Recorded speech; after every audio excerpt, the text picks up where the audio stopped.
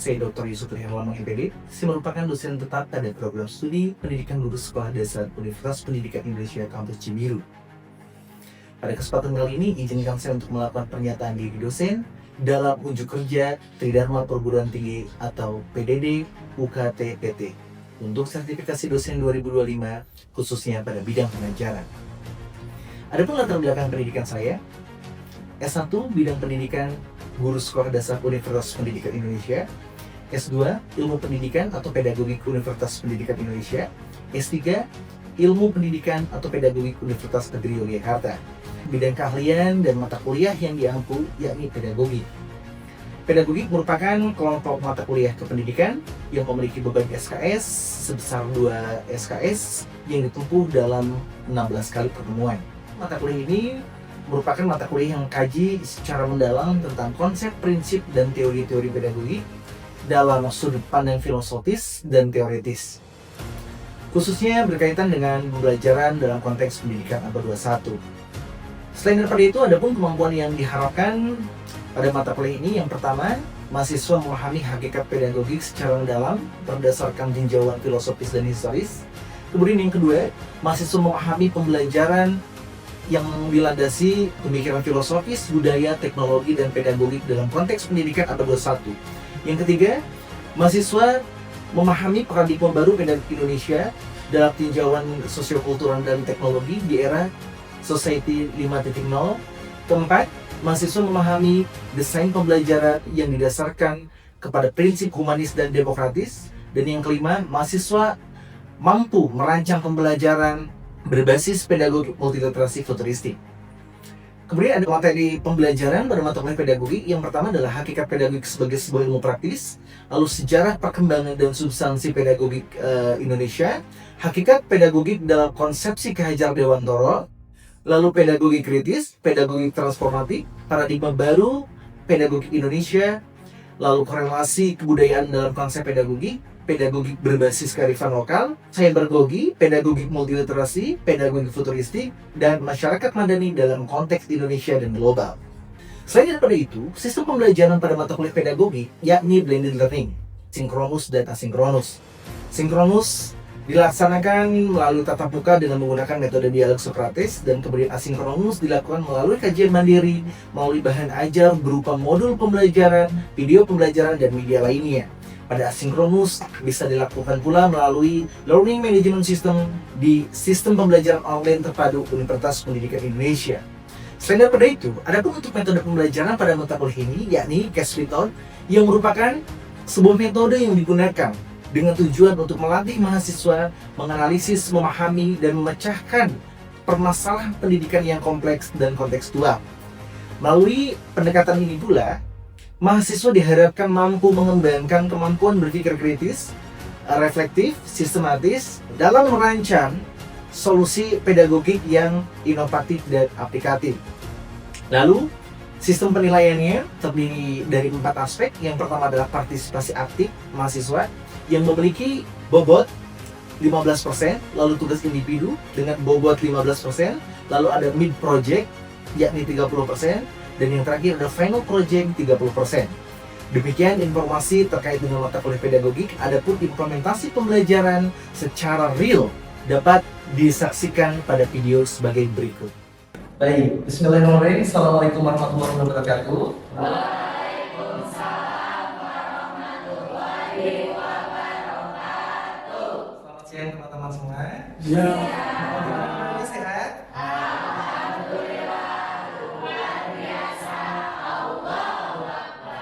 Alhamdulillah ya, semoga kalian senantiasa diberikan kesehatan. Baik teman-teman, sebelum kita akan memulai perkuliahan, mari baiknya kita berdoa terlebih dahulu. Berdoa sesuai dengan agama dan kepercayaan masing-masing. Silakan. Selesai. Baik teman-teman yang berbahagia, pada kesempatan kali ini kita berjumpa ya di mata kuliah pedagogik dengan kajian pedagogi kritis ya. Namun demikian sebelumnya saya ingin sedikit mengetahui ya pemahaman kalian terkait dengan materi yang telah dipelajari di minggu lalu, yakni tentang konsepsi Ki Hajar Dewantoro. Coba saya minta beberapa di antara kalian ada nggak yang bisa mengungkapkan ya terkait dengan apa yang menjadi esensi pemikiran Ki Hajar Dewantara di pertemuan minggu kemarin. Silakan. Siapa dulu? Ya, silakan. Teteh. Oke, pendidikan itu untuk memperdekakan lahir batin anak. Oke, kasih terus untuk. Selanjutnya ada lagi yang mau menyampaikan? Silakan, Teteh. Ki Hajar Dewantara itu menekankan pembelajaran dengan berbasis dialog, Pak. Oke, pembelajaran berbasis dialog. Oke, betul ya? Oke, kasih aplaus untuk. Baik, teman-teman. Bapak memang benar apa yang disampaikan oleh teman-teman bahwa esensi Ki Hajar Dewantara itu adalah pendidikan yang memerdekakan, yang membebaskan. Dan kemudian kajian pedagogi kritis itu berkorelasi erat sesungguhnya dengan apa yang menjadi pemikiran atau konsepsi Ki Hajar Dewantara ya. Adapun untuk topik diskusi kita kali ini, yang pertama adalah pedagogi kritis, paradigma pendidikan emansipator dan transformatif. Kemudian yang kedua adalah kritik pendidikan konvensional, yang ketiga adalah hakikat pedagogi kritis. Lalu ada orientasi pedagogi kritis, prinsip-prinsip pedagogi kritis, dan implikasi pedagogi kritis terhadap pendidikan. Nah, teman-teman, selain daripada itu juga ada pencapaian pembelajaran ini bahwa dalam mata kuliah ini, khususnya di kajian pedagogi kritis, capaian pembelajaran yakni yang pertama itu adalah saya mengharapkan bahwa teman-teman memahami hakikat pedagogi kritis. Kemudian selanjutnya bahwa teman-teman memahami landasan ontologis, epistemologis, dan aksiologis pedagogi kritis. Lalu kemudian selanjutnya teman-teman bisa memahami dan menganalisis prinsip-prinsip dan implikasi pedagogi kritis. Oke, next. Nah, baik teman-teman, sebelum kita nanti akan memulai mengkaji terkait dengan pedagogi kritis, silakan teman-teman menyimak video sebagai berikut.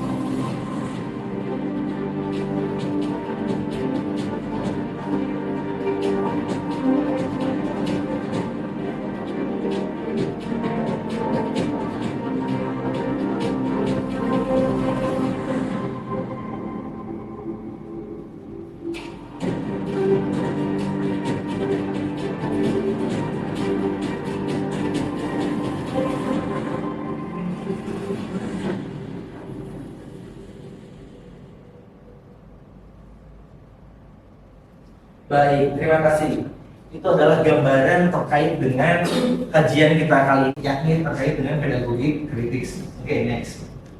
Nah, baik. Teman-teman, pedagogi kritis ini merupakan sebuah konsep pendidikan yang lahir diilhami gitu ya oleh pemikiran terkait dengan pendidikan konvensional. Beberapa salah satu tokoh dari pedagogi kritis itu yakni Paulo Freire. Nah, kemudian yang pertama, bahwa di sini ada kritik terhadap pendidikan konvensional.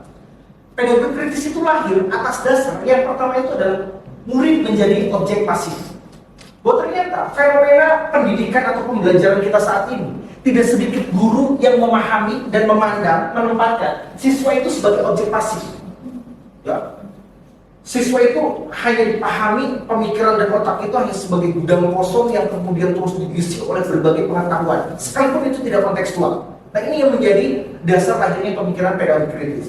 Ya. Jadi guru siswa itu diminta untuk pasif, diam, dan kemudian hanya mendengarkan. Nah, kemudian yang kedua adalah guru pemilik kebenaran mutlak. Bahwa ini menjadi alasan dan menjadi dasar kenapa murid itu menjadi objek pasif. Karena yang kedua itu adalah guru pemilik kebenaran mutlak. Jadi tidak sedikit guru yang kemudian menganggap bahwa dirinya itu adalah satu-satunya sumber pengetahuan di dunia ini. Ya. Kemudian dia memberikan pengetahuan dan secara indoktrinatif, secara dogmatis, dan kemudian siswa tidak dibangun cara berpikirnya, tidak dibangun pemikirannya. Ini yang menjadi bahaya, teman-teman. Nah, kemudian selanjutnya ada yang ketiga adalah mengabaikan masalah sosial. Ternyata fenomena pendidikan kita, pembelajaran kita, banyak sekali guru-guru yang melaksanakan proses pembelajaran yang berbasis tekstual. tanpa membawa segala masalah dan konteks kehidupan di dalam ruang kelas. Hal ini yang menjadi penyebab kenapa siswa kita itu nggak punya kepekaan sosial. Kenapa anak-anak kita itu nggak punya sensibilitas nurani. Mereka itu lebih terbangun sikap egosentrisnya dibandingkan dengan sikap altruisnya. Nah, ini yang menjadi dasar. Dan kemudian yang terakhir itu adalah kurikulum menanamkan ideologi dominan. Teman-teman, ini hal menarik bahwa dalam setiap kebijakan kurikulum itu pasti terselip ada misi pendidikan. Apa yang perlu diajarkan, apa yang perlu tidak diajarkan, itu akan sangat bergantung kepada visi dari pemimpin, atau mungkin dalam konteks Indonesia itu adalah Menteri Pendidikan. Nah, sehingga diharapkan teman-teman semua bahwa di sini guru itu harus menjadi orang yang kritis, tidak hanya menempatkan dirinya sebagai operator kurikulum yang hanya menerapkan setiap kebijakan pergantian kurikulum kita terapkan. Ya, baru selesai KTSP, kemudian berubah lagi kurikulum 2013, kemudian kurikulum merdeka, sekarang kurikulum nasional, banyak sekali. Ya, karena memang betul ya di Indonesia itu seakan bukan lagi mitos tapi fakta bahwa setiap ganti menteri itu pasti ganti kurikulum. Oke. Kemudian selanjutnya. Nah, selanjutnya adalah apa sebenarnya menjadi hakikat pedagogi kritis, teman-teman? Yang pertama itu adalah realitas sosial itu bisa diubah. Hal ini memiliki makna bahwa kondisi sosial itu dapat diubah melalui tindakan dan kesadaran. Jadi pedagogi kritis itu adalah sebuah konsep pendidikan, konsep pembelajaran yang membuat kita sadar bahwa kita itu nggak boleh bersikap fatalistis, menyerah kepada takdir. Tidak boleh menerima semua hal yang terjadi dalam kehidupan kita secara dogmatis. Bahwa setiap perubahan, setiap realitas sosial itu bisa kita ubah.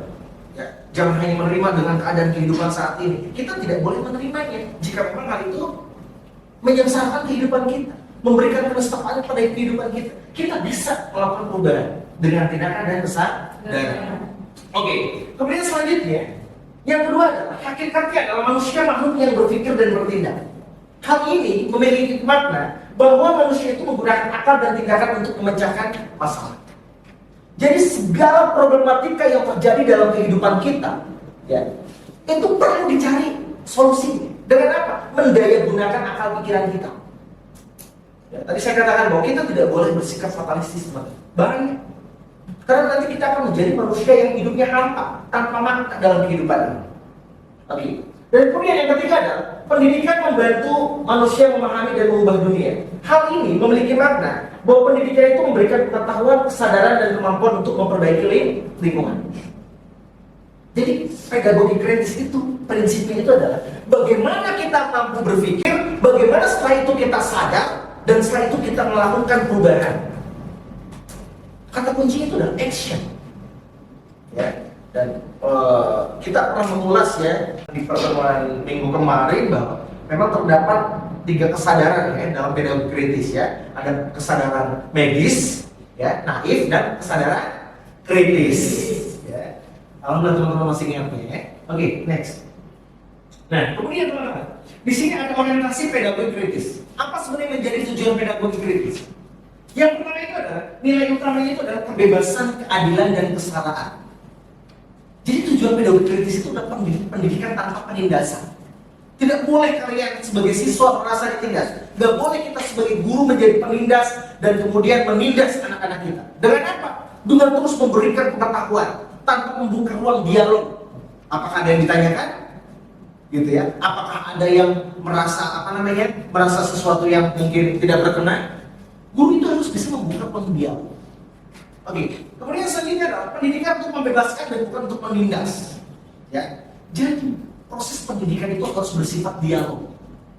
Teman-teman sebagai seorang guru harus senantiasa membuka ruang untuk bagaimana anak-anak itu bisa menyampaikan pendapatnya, mengekspresikan dirinya, gitu ya, memberikan argumentasi. Itu adalah bagian dari tujuan pedagogi kritis. Kemudian yang ketiga adalah melahirkan manusia yang peduli dan tanggung jawab. Dengan kita melakukan sebuah proses dialog, sebuah proses refleksi, kemudian anak memiliki kesadaran, pada akhirnya tumbuhlah sikap peduli dan tanggung jawab. Misal, ketika memang di sebuah lingkungan tempat di mana siswa kita hidup ada lingkungan yang begitu sangat kotor, sangat kumuh, ya, dalam perspektif kesehatan itu jelas tidak sehat. Pedagogi kritis itu menghendaki untuk bagaimana anak tersebut bisa melihat konteks, ya, melihat segala fenomena kehidupan, problematika kehidupan, sampai dia mampu berpikir apa yang harus saya lakukan agar tidak terjadi masalah atau tadi tentang lingkungan. Nah, itu yang menjadi orientasi pedagogi kritis. Oke, next. Kemudian selanjutnya, apa sih sebenarnya yang menjadi prinsip-prinsip pedagogi kritis? Nah, yang pertama itu adalah dialog terbuka. Ya. Hal ini memiliki makna bahwa diskusi kelas itu harus setara, menghargai pendapat orang lain, latar belakang orang lain, dan kemudian pemahaman orang lain. Tak peduli apa latar belakangnya. Ya. Jadi guru itu harus bisa membuka dirinya untuk menerima segala masukan, untuk menerima segala pengetahuan, pengalaman yang disampaikan oleh siswa itu. Itu adalah bagian dari prinsip pedagogi kritis. Kemudian yang kedua itu harus kontekstual. Hal ini memiliki makna bahwa studi kasus masalah lokal, ya, bagaimana anak-anak itu, siswa itu dalam implementasinya, dalam pembelajarannya, ya, bahwa anak itu diajak untuk menganalisis masalah nyata lokal dalam memahami sebab dan solusinya. Misal tadi saya katakan masalah lingkungan, bahwa dalam proses pembelajaran itu tidak boleh hanya didasarkan kepada teks tertulis, kepada LKS saja, tapi antarkan, ajak anak untuk mengenal dunia luar, bagaimana lingkungan sekolah yang kotor, sampai kemudian mereka tahu bahwa oh, masalah lingkungan kita itu kotor. Apa penyebabnya kira-kira? Rendahnya kesadaran masyarakat dan bagaimana solusinya. Sehingga pada akhirnya apa? Pembelajaran itu akan dirancang untuk bagaimana anak itu terlibat aktif dalam menyelesaikan permasalahan lingkungan. Oke, itu poin yang kedua. Kemudian yang ketiga adalah menghargai perbedaan. Yang hal ini menghargai pengalaman siswa.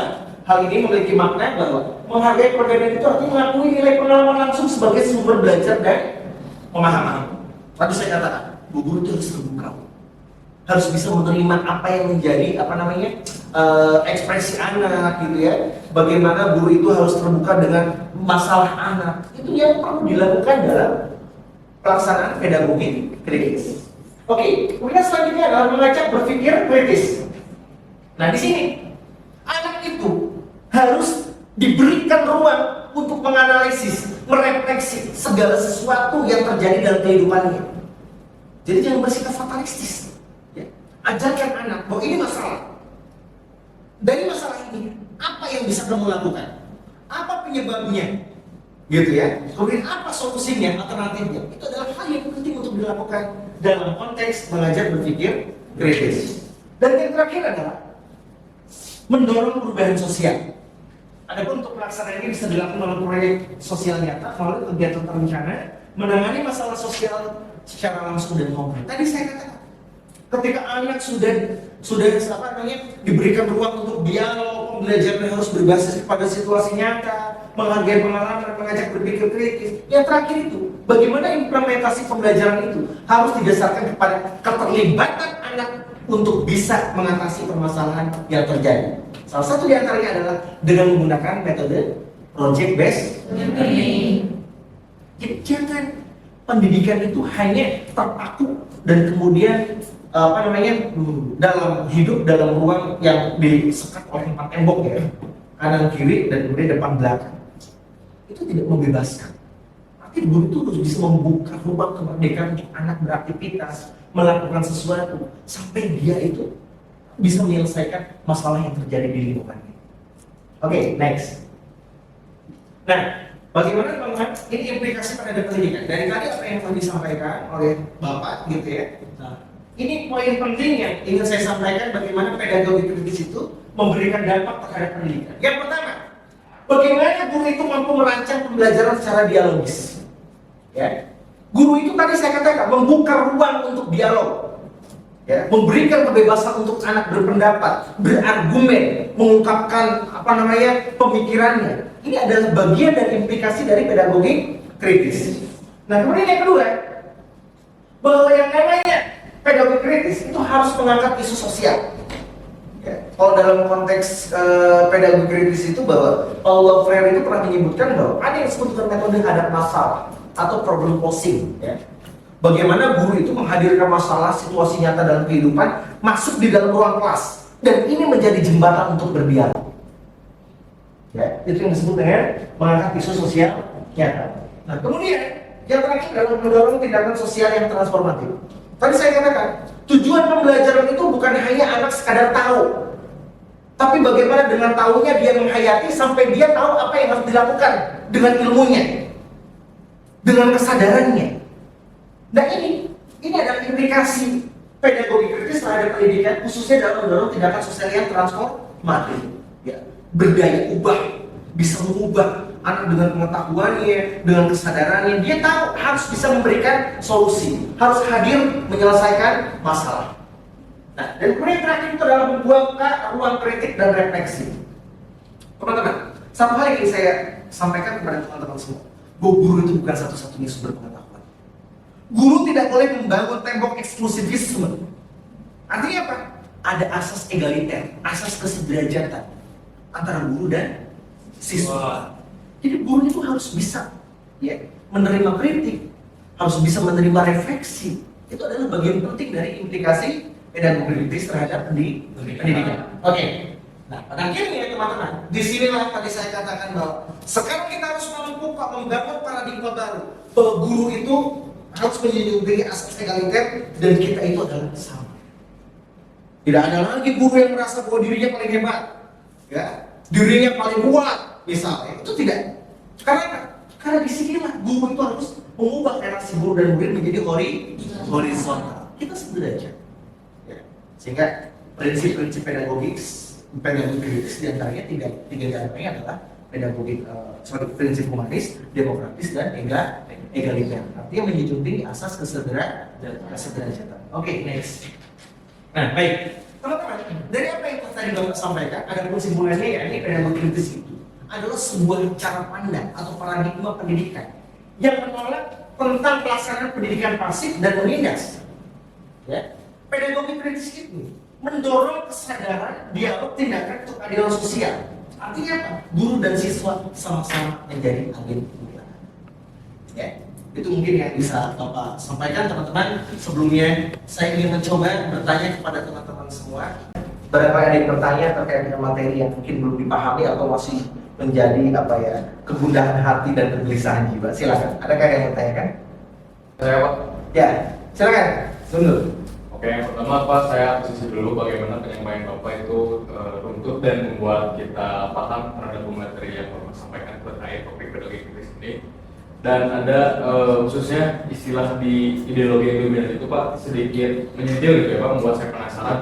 Yang pertama tadi mau jelaskan lagi secara mungkin secara padat dan jelasnya apa itu ideologi dominan, dan tadi juga Bapak menyinggung istilah mitos gitu ya Pak, mitos di Indonesia bahwasanya ketika kita ganti menteri ganti juga kurikulum.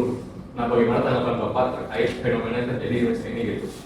Baik, terima kasih atas pertanyaan yang sangat baik sekali ya. Baik, teman-teman, Mas Gun bertanya terkait dengan konteks pedagogi kritis. Tadi dimaknai ada dominasi kurikulum. Artinya apa?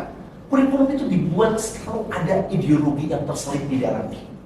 Betul. Terdapat mitos agung sama ini yang kita yakini bahwa ganti pemerintahan, ganti kebijakan, ganti menteri dan ganti kurikulum. Itu memang sudah menjadi mitos agung dan sebuah apa ya, kenyataan yang bisa kita terima ya. Nah, teman-teman, bahwa kita tahu bahwa setiap kebijakan itu akan selalu memiliki nilai dan unsur politis ya. Bahwa pemimpin itu memiliki ideologi, memiliki visi, mana dia itu tahu mana yang harus diajarkan, mana yang harus dihilangkan, meskipun membingungkan. Ya, meskipun membingungkan, tapi ini yang harus kita terima. Dan bisa jadi perbedaan apa namanya, perubahan cepat di Indonesia, perubahan kurikulum yang cepat di Indonesia itu adalah bagian dari legitimasi politik yang mungkin bisa jadi tidak murni untuk meningkatkan kualitas pembelajaran. Bisa jadi boleh ya. Nah, namun demikian, pada kesempatan kali ini saya ingin memberikan saran kepada teman-teman semua. Siapapun menterinya, bagaimanapun kebijakannya, bahwa guru itu harus kritis, kreatif, dan memiliki kebebasan dan kemerdekaan berpikir.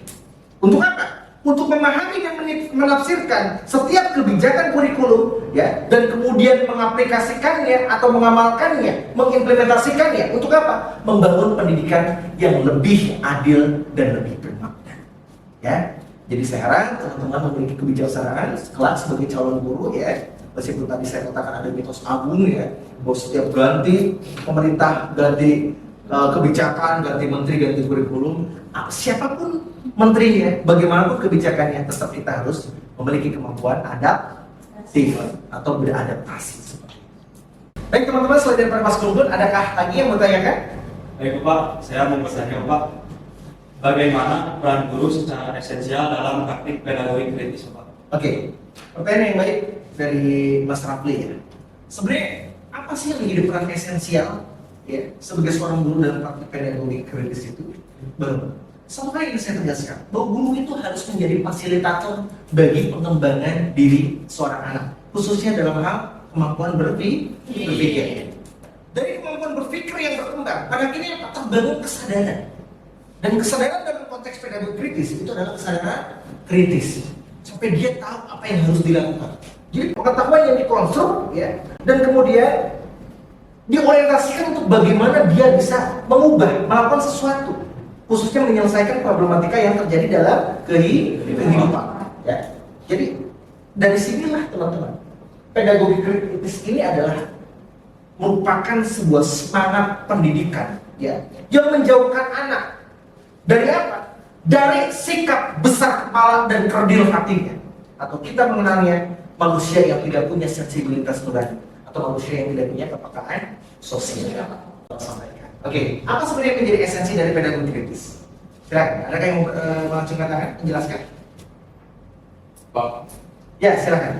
ya Pak, kalau saya mengambil poinnya saya highlight dari panjangnya penyampaian Bapak, bahwa saya pedagogi kritis itu salah satu jalan bagaimana kita bisa melawan pendidikan yang menindas, penjajahan lewat pendidikan ataupun pembunuhan karakter lewat pendidikan.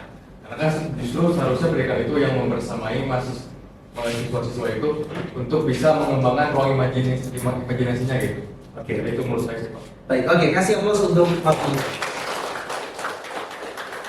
Mungkin itu yang bisa Bapak sampaikan, Mas Gun. Terima kasih teman-teman semua atas partisipasinya. Dan saya harapkan di mata kuliah kali ini, apa yang menjadi esensi dari pedagogi kritis bisa teman-teman tuliskan dalam bentuk esai ya. Dan silakan nanti bisa dikirim ke link Google Drive yang sudah disiapkan.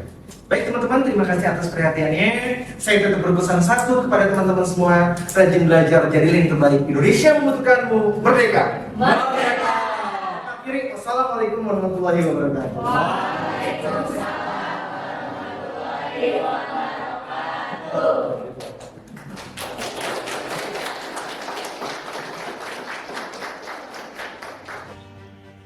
Terima kasih kepada Bapak Yusuf Tri Herlambang. Saya sebagai mahasiswa PGSD Kampus UPI di Cibiru banyak belajar tentang bagaimana cara menjadi guru yang baik dan membuka cakrawala ilmu baru.